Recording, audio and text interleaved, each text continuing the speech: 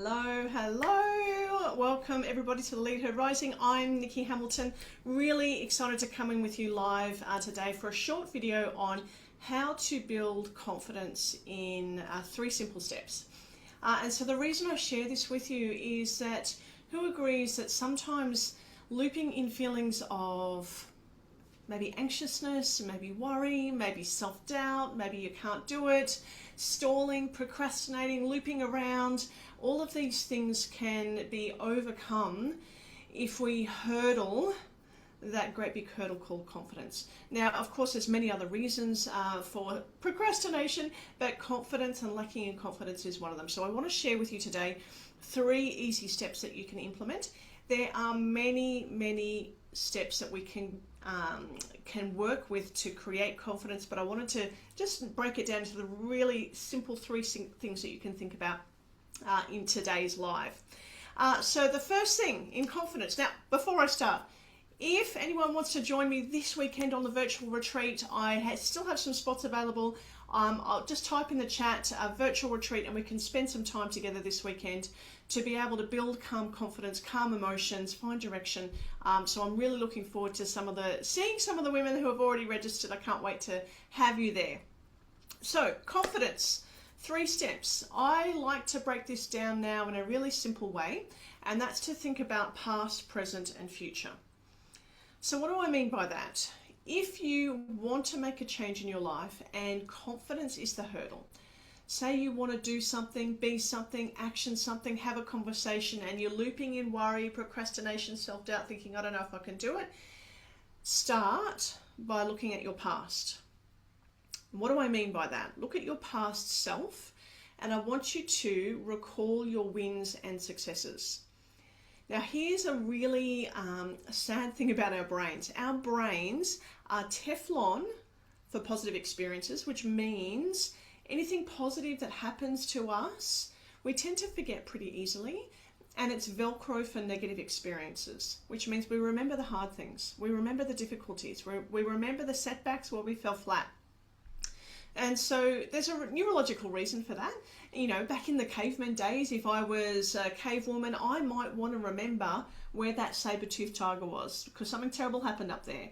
So it becomes Velcro in my mind and I remember the negative experiences. So we are neurologically wired to remember negative experiences, which means when you're standing on the edge of confidence, your brain will remember all the negative things that have happened and whisper to you, you probably can't do that.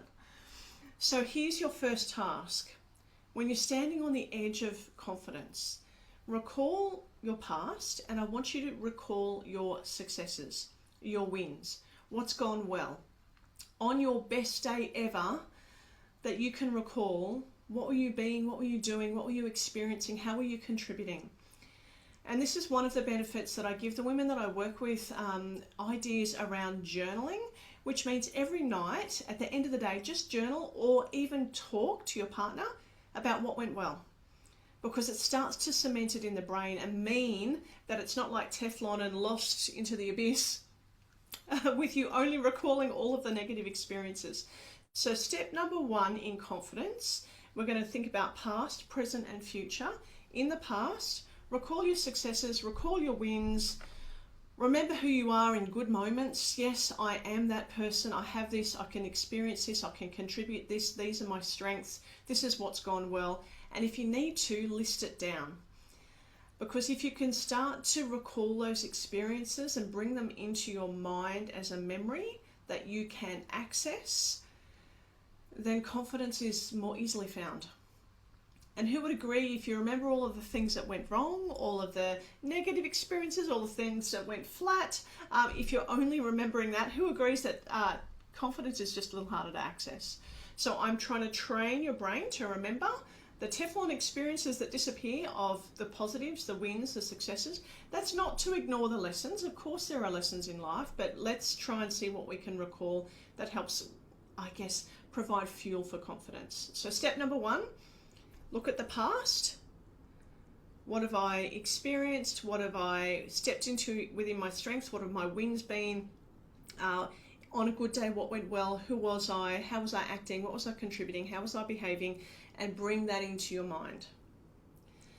Step number 2, present moment. So in the present moment, we anchor and start to focus on really truly being present. So if I'm about to step into something that requires confidence, I like to work from the outside in. And so what I mean by that, the outside in means on the outside, what is my posture doing? Are my feet grounded? Is my chest lifted? Because if you lower your chest and let everything drop, there's no way you can access a confident state. So your physiology or your posture is very closely linked to how you feel. And there's lots of studies that prove if you change your posture, you'll change how you feel. It's a two-way street. So it's a bit like chicken and egg. Where does it start? But it's worth starting from the outside and going, okay, I'm going to ground my feet. I'm going to lift my chest and open my heart. So that's number one, working from the outside in, my posture. Now, what am I focusing on? Where am I breathing? When your belly is tight and you're breathing up into your neck, that is a breathing pattern that's very closely linked to anxious feelings. So we want to be able to calm the breath down. So we're moving away from anxious feelings and moving toward calm trust. So that means relax the belly, take a slow breath in, pause for a second if you need to, and then a long breath out. That starts to calm the nervous system and move us away from worry and fear and toward trust within ourselves. So posture, breath, and then feeling, which is inside. How do I feel? Which is simply to acknowledge it. I feel a bit anxious. I feel a bit apprehensive. Let it be without the story, because it's the stories in the mind that perpetuate some of these feelings.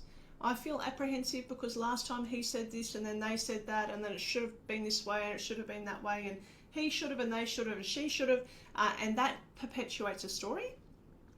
What you want to do is just bring it back down into the body, out of the busy mind space, and acknowledge, I feel a bit apprehensive. I'm just going to take a breath, and that's okay. What voice do I need to hear from right now? And it might be the voice of encouragement, or it might be the voice of trust. I've got this. Yeah. So acknowledge the past. What are your wins and successes? Acknowledge the present. What's my posture doing? Working from the outside in, posture, breath. Acknowledge how you feel without the story. Just let it be. I feel a bit apprehensive. That's okay. I've got this. It's very natural to feel apprehensive. And then we work toward looking and bringing in a snapshot image of the future. So the future is imagining a positive outcome. And so I've used this myself. Just at the end of last year, I spoke on a big stage in Sydney. And I love speaking work. I do a lot of online speaking work, as you know. But this particular stage was much bigger than I was used to. So probably 200 plus people in the crowd. And the day before, I'd watched a speaker finish her speech and step off the stage, and I remember thinking, she looks so elated, just like, oh, it's done. And I was apprehensive about my speech. I was like, oh, I don't know, am I going to trip up the step when I go onto stage? Are my knees going to buckle? Am I going to forget what I'm saying? Like, all of these apprehensions are very natural in the mind. And as I watched this woman step off stage and she looked elated, I remember thinking to myself, oh, I'd love to feel that elation, like it's done. And so this is what I did. I imagined my speech as done, imagined myself stepping off stage, and brought that feeling of elation from the future into the now. So I want you, if you think of that future snapshot, think of it as of what is a positive outcome? How do I want this to unfold? Imagine it being that, and what feeling does that generate within myself? And can you bring that feeling into the now? So what am I feeling? What am I doing? What am I having? What am I being in that future version? And bring it into the present moment. So these are all, now there's plenty of other steps that I teach on confidence, but this is just like a really simple framework that you can implement.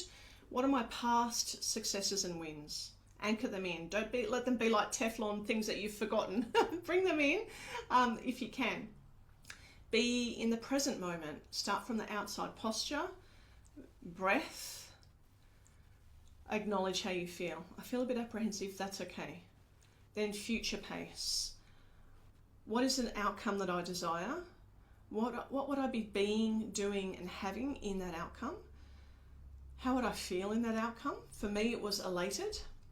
And then bring it into the present moment. And these 3 steps are part of what I teach women to build confidence. And I thought it'd be great to share that with you guys this afternoon in today's live. So I want you now, once you've imagined that, past, present, future, is to think, what's the one step I need to take? Just one step. Because ultimately, confidence is courageous action. It's self-trust in motion. It's not thinking about it for a year and then waiting to make a move. It's, I'm not going to know exactly how this will unfold, but I am going to step forward with one courageous action step.